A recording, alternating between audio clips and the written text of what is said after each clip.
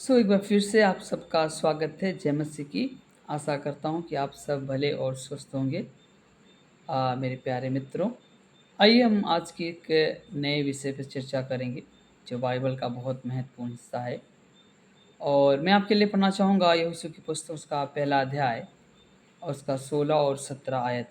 यहाँ पे इस प्रकार से लिखा है, तब उन्होंने यहोशू को उत्तर दिया, जो कुछ तूने हमें करने की आज्ञा दी है वह हम करेंगे, और जहाँ कहीं तू हमें भेजेगा वहाँ हम जाएंगे।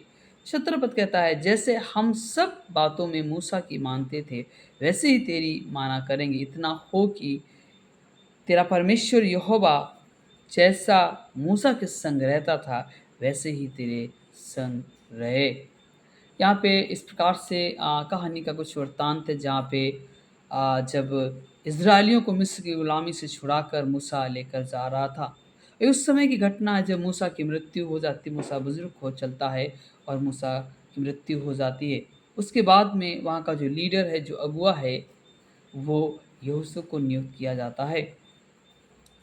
और यहोशू जब बातचीत करता है तो वहाँ के जो लोग हैं, जो प्रजा है, इस बात को कहती है, देख मैं उन सब बातों को मानूँगा जो अब तक आपने मुझे सिखाया या आज्ञा दी है। क्योंकि मैं सब बातों को, मूसा की जो बातें थी मैं उनको मानता, हम सब मानते आए हैं, वैसे ही हम आपकी भी बातों को माना करेंगे। ऐसा हो जाए कि जैसे परमेश्वर मूसा के संग-संग रहता था, वैसे ही परमेश्वर आपके संग-संग रहे। कहने का मतलब है कि परमेश्वर जैसे मूसा के संग-संग रहा, वैसे परमेश्वर यहोशू के साथ-साथ रहे।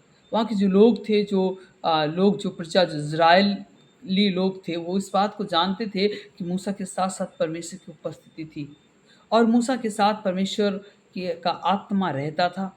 क्योंकि मूसा वफ़ादार था, आज्ञाकारी था और परमेश्वर के प्रति बहुत ही कृतज्ञ और धन्यवादी व्यक्ति था।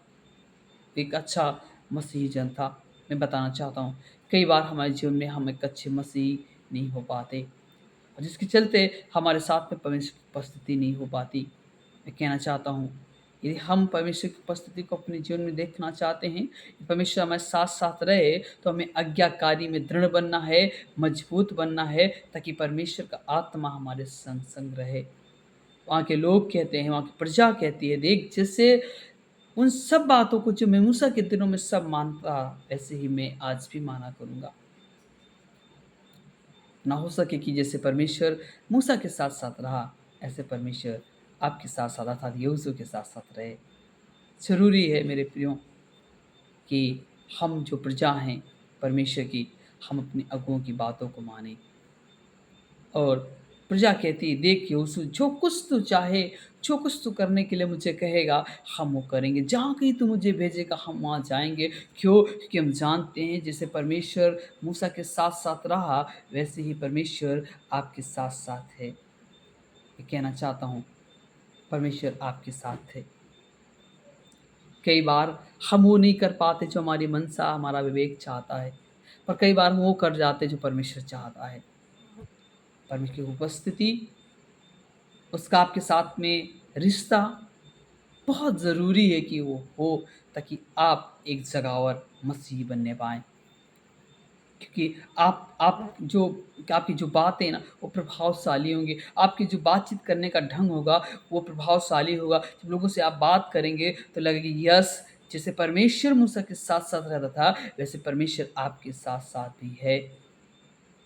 और इस बात को जानने के लिए जो प्रजा है, जो लोग जहाँ पे, इसका मतलब जहाँ आप रहते हैं, जिस परिवेश में आप रहते हैं, वहाँ पे आप एक अच्छा विश्वासी के रूप में, अच्छे अगुए के रूप में, चाहे क्यों ना आप अपने परिवार की अगुवाई करते हों, आप किसी समूह की अगुवाई करते हों, पर परमेश्वर आपको तैयार करेगा, आपको दृढ़ करेगा ताकि आप मज़बूत बने और एक अच्छा अगुआ बनने पाएँ।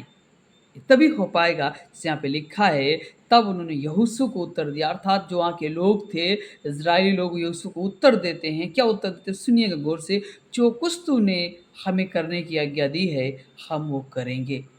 कुछ भी, जो कुछ आप मुझसे कहते हैं, इस कहते हैं लोग कि जो कुछ यहोशू आप मुझे आज्ञा देते हैं, हम वो करेंगे। जहाँ कहीं आप मुझे भेजेंगे, हम वहाँ जाएँगे।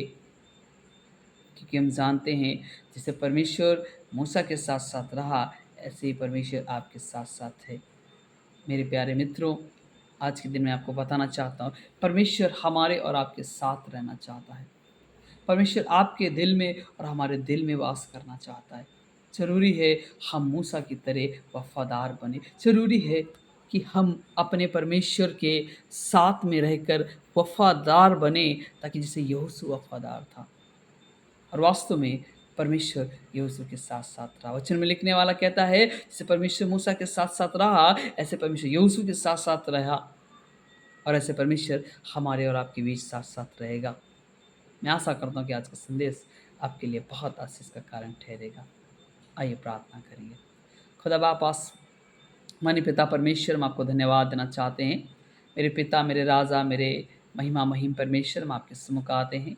हमारी दुआ है, हमारी प्रार्थना है, जिससे आप मूसा के साथ-साथ रहे, यहोशू के साथ-साथ रहे। प्रभु हम चाहते हैं हमारे प्रिय लोगों के साथ-साथ रहे।